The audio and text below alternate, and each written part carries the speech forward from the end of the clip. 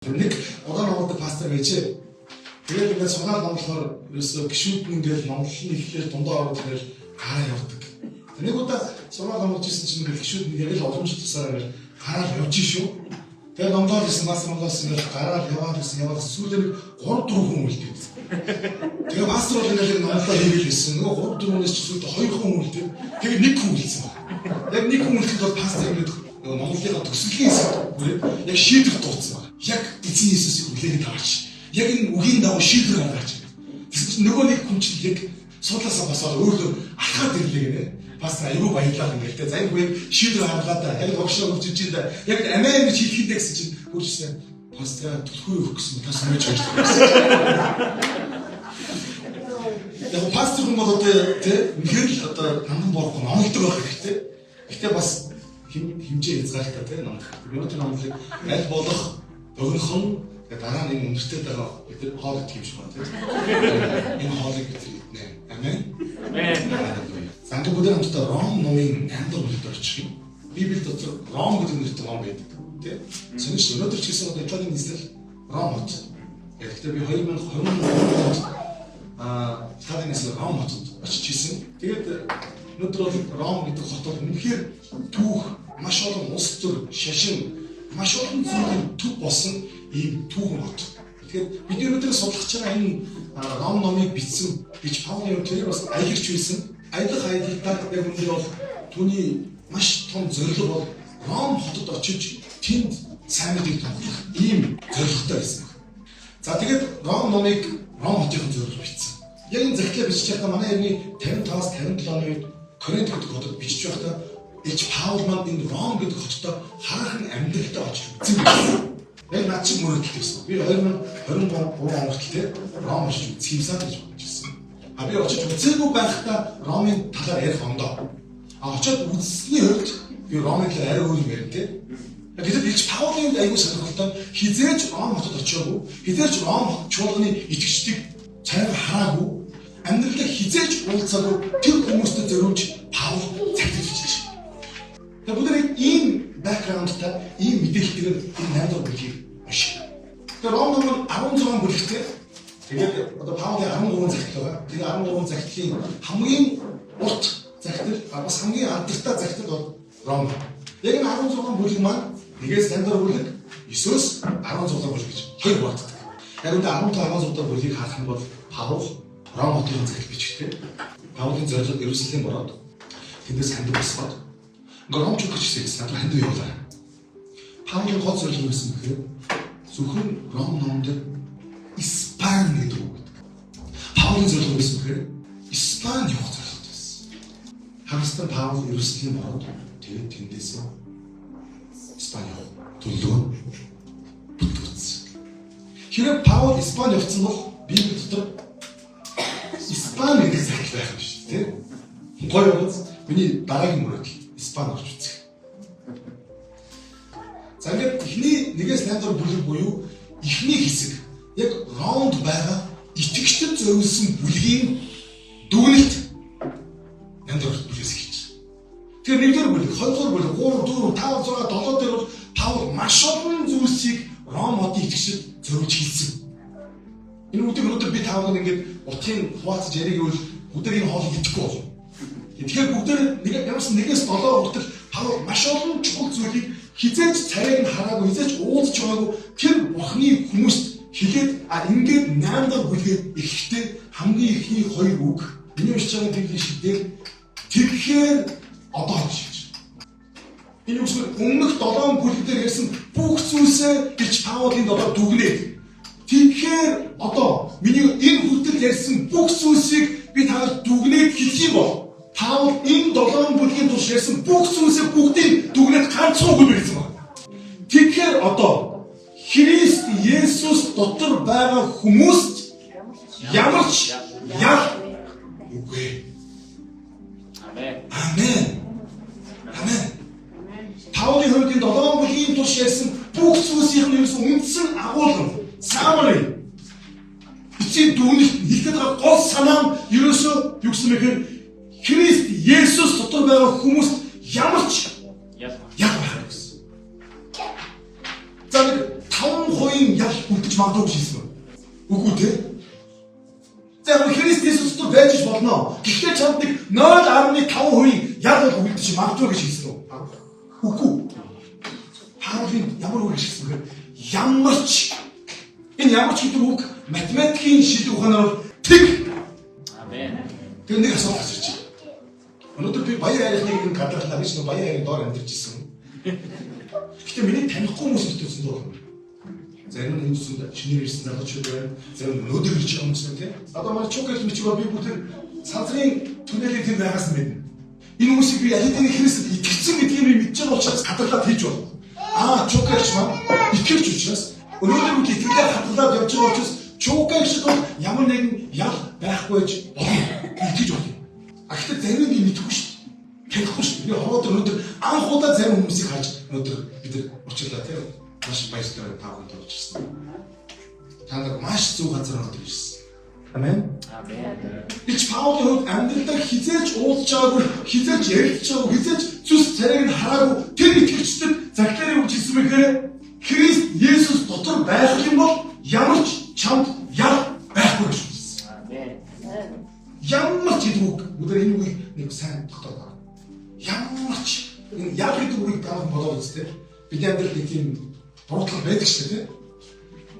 Би ч нэг жоохон хэлчихсэн шүү дээ. Би ч нэг яг үндэ найзтай амснаа биелүүлдэг. Би юу нэ ээжтэй хайртай гэж юу шууд хэлдэг байлаа. Биш нэг 2 жил ээжээс авах байж байгаа сая Улаанбаатарт буугаад шууд ээж рүүгээ яваад өчтөр хэлээ дээ. Тэгээ ээжийнхээ хоолыг идээд ингээд 7 хоног ээжтэйгээ зур байж захтай гадаад улсад байхдаа ээжтэйгээ уулзтаа хэлэндээ гэж боддог байсан тэр өмнөд хийхийг хичээлээ. Тэгэхээр хүн чинь бас ингээд юу яа цагаат болохоор бас чаддаг байна. Ихтэй болгож тэр тийм. Гэхдээ миний тэр нэг тийм буруудах байдаг. Би яагаад ээжтэй ийм хангалттай хайртай гэж хэлдэг юм бэ? Хүнд ямар нэг юм өөрийнхөө хийсэн алдаа, өнгөрсөнд хийсэн буруу зүйл сонгол энэ бүхнээс болоод яг зүрсгэлд нь өөрт нь тийж байдаг ямар нэгэн буруудах ял байж идэг. Гэтэл Паул юу гэж хэлсэн бэ гэхээр Христ Есүс дотор байгаа бол ямар ч ял байхгүй. За одоо бид 8 дахь бүлгийнхаа өдөр шууд 31 дугаар эшлэлээр чи. Тэгвэл бид эдгээр зүйлийн тухайд юу хийх вэ? Хэрэг Бурхан бидний талд юм бол хэн биднийг эсэргүүцэх вэ гэсэн. Өдрийн энэ өгүүлбэрийг нэг бодоод үзье. Паул Ром хотынханд хамж хийж байгаа. Бидний талд байгаа баган буланд Есүс Христээр нэг боксинг тэмцээн болдог шүү дээ. Эсвэл нэг холбоо тулааны тэмцээн болон бол тэр нэг амар сүртэй цаг гарч байгаа. Микрофон бариад тэр ladies and gentlemen гэдэг чинь. Баган булангаас гэдэг хэлцээ. Тэр шиг Паул яг тийм хэлцүүлэг хийж байгаа. Бидний талд тэгсэн бэ? Есүс. Есүс. За тэгвэл Есүсийн өмнөөс эсэргүүцэх, өмнөөс нь зогсох хэн байж болох вэ? Асууж байна. Хэн? За өдөр цааш нь харъя. Одоо бүгдээ 33 доор шилжээ. Хэн Бурханы сонгосон хүмүүсийг буруутгах вэ? Хэн буруутгах вэ? Хэн эсэргүүцэх вэ? Христ Есүстөр байгаа хүнд юу байхгүй вэ? Зүгээр яа байхгүй шүү. Ямар ч яа байхгүй. Бид Паулыг асууж байгаа. Тэр Бурхан бидний талд юм бол хэн биднийг эсэргүүцэх? Хэрвээ Христ бидний талд юм бол хэн биднийг буруутгах юм гэж. За өдрөө цаашаа өргөжлүүлээд харъя. 37 доор шилжээ. Одоо энэ Паул яасан гэхээр биднийг эсэргүүцэж, биднийг буруутгаж, биднийг ялгаж болгох. Тэр 7 зүйлийг Паулын дурдсан байна. За өдөр энэ юу гэдэг вэ? Эхнийх нь хэн бидний Христийн хайраас салгах юм бэ? Эхнийх нь гамшиггүй. Энэ монгол хэлээр гамшиггүй гэж орчуулсан байна. Тэгэхээр би англи хэлээр нь грек хэлээс ингээд хашаад уушдаг. Энэ илүү нэг юм бие махбодын зовлон гэж байгаа шүү. Эхнийх ерөнхийдөө бол өвдөлтийг гэж байгаа. Бид нэг хөлийнхөө хураг цогцоход яаж өвддөг вэ те? Хилээр хацхад яаж өвддөг вэ?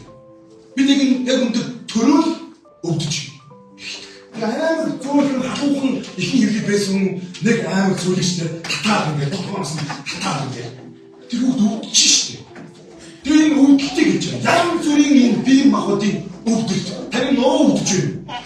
Одоо яг өндөр би миний Монголд ирсэн үндэс шалтгаан бол би өвдөл гэсэн. Яг үнэ. Би тэрээс нэг Монгол ирэх бодов. Үнэхээр өвдөд исэн учраас тэгээ би заа Монгол явъя. Би нэг шинжилгээ өгье. Тэгээ би нэг биений зүйлийг хийдаа. яг имжлэгээ бичүүлж аваад яг юм тариага багаж аваад тэрийг хин бидний Христийн хайраас салгах вэ гэсэн. За хоёр дахь нь юу гэхээр шахалт уу гэж. Энэ бас аюу гоё болчих байна. Зүтгэл гэж тийм яг үнэ. Зүтгэл гэж. За зүтгэл гэдэг нь илүү их тийм сэтгэл санааны mental health, depress, дан чахдаг гэж. Хүн нэг тийм depress байр төрөлтэй. Тэр махны өмнө нэмэгчлээ гэж сошиалдор сэвхэд хүнд ингээд яаж махаа ундаа гэх юм. Хүн нэг оюун санааны хувьд тархинд нь ирж байгаа шууд дарамт зүтгэл гэж. Сошиалдор монголчууд ер нь энэ дарамт аяг байдаг. Илт мэдрээд. За гуравдах нь хавцлага уу гэнэ. За юу яг зүг болчихсон. Хавцлага. Энэ бол итгэл үнэмшлээс болоод хавчигдаж, дормжлогдож, гадуурхагдаж, нулимгдаж, тэгээд баримтлагдаж, тэгээд эрхээ асууж, шоронд орж, давлуулж дөнгөлүүлэх гэж. Энэ сарын өмнө сая Турк явсан.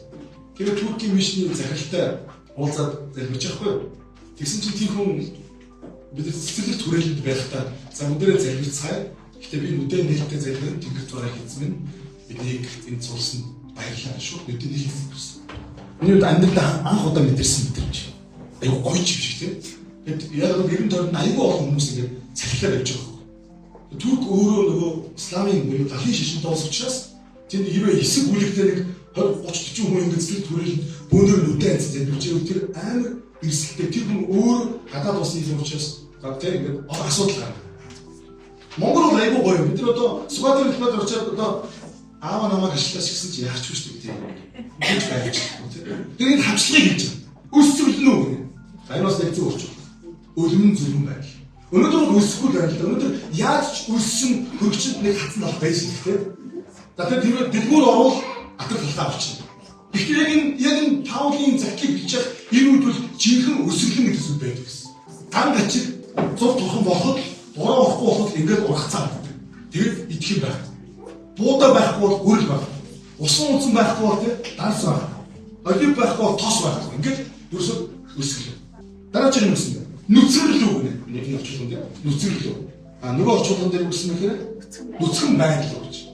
За миний хувьд бол нүцгэн сүүгийн хойж бол миний хувьд нүцгэн байдал бол асуудал биш бас. Яг би гэхдээ нүцгэн байж байгаа. Самата видео конференц самата би нүцгэн байж байгаа. Яг амар халуун учраас тийм хуцтай хэрэгтэй сум гэдэг бол байна. Тэгэхээр гадаа үсээ явахгүй л дээ. Усан доортой бид нар өдөр нүцгэн. Энэ бол нөхөр сайн дураараа бид нар нүцгэж байгаа тийм. За тэгээ дадаа ирээд очих угаасаа тийм баг нүцгэн нөө гадаад тийм. Гэхдээ энэ бол өөрөө хүсээгүй байх нүцгэн хийж. Амьдрал тийм асуудал олон шүү дээ.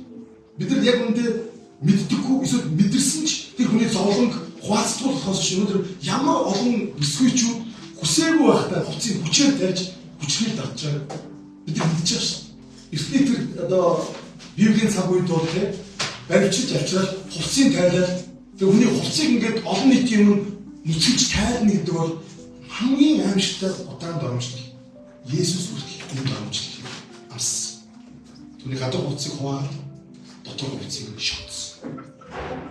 Яг үндэ яг техник яг бодтойтлаа Есүс загалмаа тэр чармаа нүцгэнээс. Энэ аимшигтай доромжлол. Тэгээд аюулгүй гэсэн нь энэ бол гамчлал гэж. Цаг хэмнэг хэмнэг хүрдээс зүрхийн ил дүүж. Бид гэдэг марахад сэлэм. Грек хэлээр макая гэдэг энэ урт сэлэм биш. Энэ чинжаа хотыг хэлсэн баг. Ачсан баг. Яг хүн арах зүрхэнд нь дүрх тийм хотыг хэлсэн. Тэгээд энэ зовлон тавир анзаарч байна тийм. Эхлээд нэг ингээд хүний хорвоотой төрөв мэдэрдэг ихнийг өвдөлт ихээр тэгээд оюун санааны мэдэрдэг айдас, зорнол, стресс. За ингээд дараа нь юу гэж жоохон хавчлах, төгшүүр, аюулгүй байдлыг халдаад. За тэгээд яасан бэ? Хоолгүй болоод, хувцсгүй болоод тэгээд сүлд яаж илтгэр төрүүлж. Энэ 7 хамшиг, энэ 7 аюулуудыг өнөөдөр бидний амьдралдаа мэдэрдэг яг 7 төрлийн аюулыг бүгдийг дурдсан байна. Бид яг энэ бүгдийг амьдралдаа мэдрээд байдаг. Гэхдээ энэ бүхнийг дурдах юм тав асуулт асуусан тийм юу гэхээр хэн бидний Христийн хайраас салгах юм бэ гэсэн. Баруун болонд байгаа Есүсийг танилцуулаад тань зүүн болонд байгаа түүний эсрэг зогсоод биднийг Христийн хайраас салгаж магадгүй тэдгээр зүйлсүүдийг дурдсан байна. Одоо бүгдээр 37 дугаар шүү дээ. Харин бид Энэ бүхний дотор биднийг хайрладаг түүгээр дамжуулан бүрэн ялдаг гэсэн байна. Амен.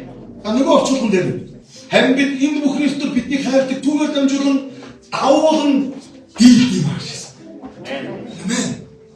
Яг үнэ энэ бүх зүйлс бүгдээр аль ч биднийг Христийн хайраас салахгүй гэсэн. Тэгээд нэг энэ саниулсан 37 шилийн сүүлийн хоёр үг эхнийх нь бүрэн ялдаг гэсэн байна. Нэг орчуулган дээр. Нөгөө орчуулган дээр давуулан дийлдэг гэсэн. Тэгээд энэ үг яг грек хэлэн дээр hypernekio гэдэг үг байна. Hypernekio. Энэ үг шинэ гэрээр ганцхан удаа ашиглагдсан. Тэгээ ашиглагдсан зөвхөн яг энэ газар ашиглагдсан. Өөр хаач байдаг. Hyper гэдэг нь одоо англи хэлээр нөгөө hyper ш. Hypermarket. Hyper гэдэг нь одоо монголоор бол юу гэж хэлэх юм бэ? Илүү давуу тасарсан гэсэн. Hyper. Nekio гэдэг нь Nike. Nike гэдэг үгний маань их үнэтэй. Энэ грек хэлэн дээр ямар үг вэ гэхээр ялалт. Бүрэн ялдаг. Бүр давуулан ялдаг. Зүгээр нэг ялдаг биш. Бүр хайцсангүй ялдаг гэсэн үг. Сасан бөмбөгийн NBA-ийн түүхэнд плей-оффын тоглолтод хамгийн дээд рекорд бол 2016-аас 17 оны хооронд Golden State Warriors болон Cleveland Cavaliers гэдэг хоёр багийн хооронд болсон тоглолт байдаг. Аврагын төлөв тоглолт. Энэ тоглолтод аврагын төлөө Golden State Warriors гэдэг баг гарч ирэхийн төлөө нийтдээ 4 багтаа тоглож байгаа юм байна. Тэгээд 4 багтаа тоглоход хамгийн дээд хэмжээнд ямар байх ёстой вэ гэхээр 4-0, 4-0, 4-0, 4-0 буюу 16-0 гэдэг юм байх ёстой. Тэгээд харамсалтай яг аврагын төлөв тоглолтын 4 дахь тоглолтын дээр Golden State Warriors яг энэ плей-оффын түүхэнд ганцхан ялгалыг авсан. LeBron James. Тэгээд Game 5 дээр ялаад ингээд авсан. Тэр NBA-ийн рекорд 15-1 плей-офф ороод харагдсан гэсэн багуудаа гэсэн 4-0 гэж явж байгаа яг нь. Финалын шатнд ганцхан очсон. Энэ бол одоо өнөөдөр хүртэл ирдэгдээгүй амжилт. Орчин цагийн хэлэнд энийг юу гэж хэлдэг гэж шүүрдэг.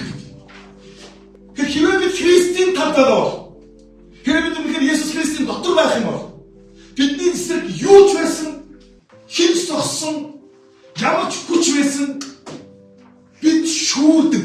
Амен. Яагаад гэвэл бид Христтэй хамт учраас. Амен. Ямар ч өвчин, ямар ч амьдралын асуудал, өвдөлт юу ч байсан бидний Христийн хайраас салахгүй. Амен. Амен. За ингээд бид өнөөдрийнхөө гол иш төлөвлөр шүү дээ шүү. 38 39 шүү. 30 үхэлч, амч, тэнгэрлэгч нарч, эрх баригчдч, өнөөгийн юмсч, эрх юмсч, хүчч, өндөрч, хүнч, өөр ямар ч бүтээл бидний эзэн Христ Есүсийн доторх Бурхны баян хайраас биднийг салгаж чадахгүй гэдэгт би бат итгэлтэй байна. Амен. Амен. Энэ ишл дотор нэг үг байгаа. Ямар ч бүтээл гэсэн. Энэ хорвоо дээр бүтээгдэхүүн ганцхан зүйл байна. Тэр юу вэ? Бурхан. Бүтээгдэхүүн ганцхан зүйл байна. Бурхан. Бус нь бүгд бүтээгдсэн шүү дээ. Харин их таавын дурдахдаа энэ 10 зүйлийг дурдахдаа бүгдийг базаад ямар ч бүтээл гэж. Ямар ч бүтээл гэдэг нь яг үндэ нөгөө талаараа бол Бурханаас өөр хинч гэсэн үг. Сатан байна уу? Юу ч бидний Христ Есүсийн доторх миний одоо өнөөдрийн worship Бурханы баян хайраас салгаж чадахгүй гэдэгт би бат итгэлтэй байна гэсэн. Ахтунаа Бурхан таныг хинээс ч илүү мэднэ. Таны ямар зовлон, ямар асуудал, ямар бэрхшээл өнөөдөр ч гэсэн ямар гинмэлтэйгээ зугаалтаад явж байгаа мэдж байгаа. Христ Есүс дотор байгаа хүмүүст ямар ч ял байхгүй. Ямар ч ял байхгүй бол 39 бүр шийдэ. Хинч салгаж чадахгүй. Амен. Нандар бол ингэж тусч байгаа. Ямар ч ял байхгүй бол хинч салгаж чадахгүй. Амен. Өнөөдөр би таавд өрөмөр эзэн Есүсийн Тэгээд та өөрийнхөө авалт, өөрийнхөө мөнхийн хувь тавиланд хизээж битгий хэрэгэлсэн. Яг нь бидний эзэн шүүрддэг байна. Амен. Бидний эзэн бол бүр хайпернек. Дауулан тийх. Бүрэн ялдаг байна. Амен.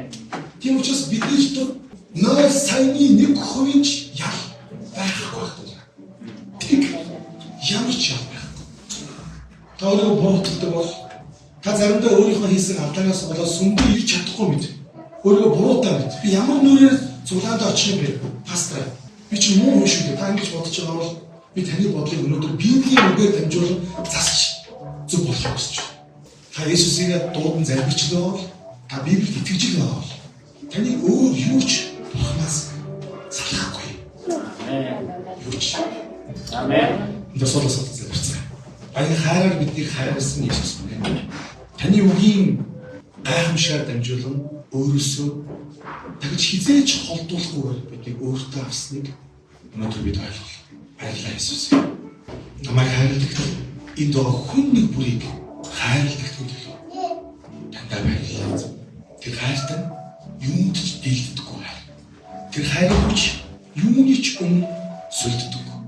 Тийм ахуй хайраар хайрсан баярлалаа.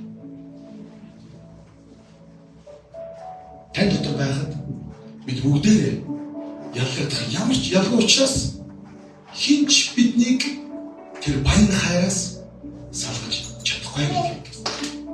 Иесус Христ таны эрхэм мэдлэгийн нэрээр дамжуулан биднийг буруутгадаг, биднийг ялалдаг, бидний эсрэг зогсдог тэр бүх хүчнүүдийн эсрэг өнөөдөр бид тунхаглаж байна.